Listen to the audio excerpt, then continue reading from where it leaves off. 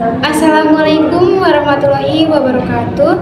Sampurasun ibu guru anu kusim kuring dipihormat, rerencangan sadaya anu kusim kuring dipihormat, puji sareng syukur ti payun mangga urang dihaturkeun ka hadirat Allah Subhanahu wa taala.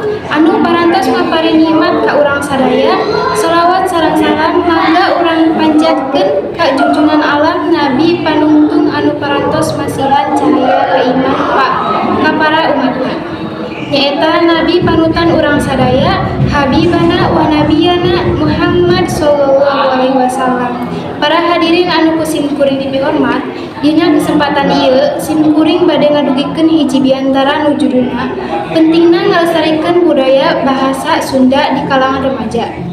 Nanging sateu acan sim kuring ngadugikeun ieu biantara, sim kuring bade nyuhunkeun heula hapunten bilih aya cariosan di sim kuring anu mungkin kirang saluyu sareng hareupan urang sadayana.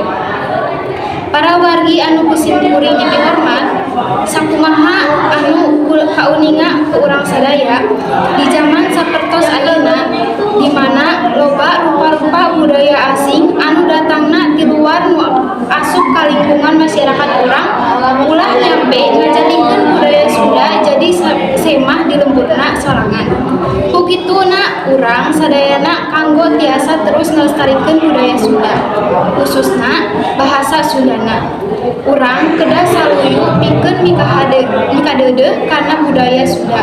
Guyub akur sauyunan ngahiji sapamadegan pikeun ngamumule budaya bahasa Sunda. Tujuanana hangtu wae supados ngahaontal hiji tujuan, supados budaya Sunda teh ulah nyampe leungit. Nah, ku ieu riungan mudah-mudahan tiasa ngieutan urang sadaya pikeun nambah mikaresep kana budaya sorangan nu mana ayeuna mulai dipopoho nyaeta kana bahasa Sundana.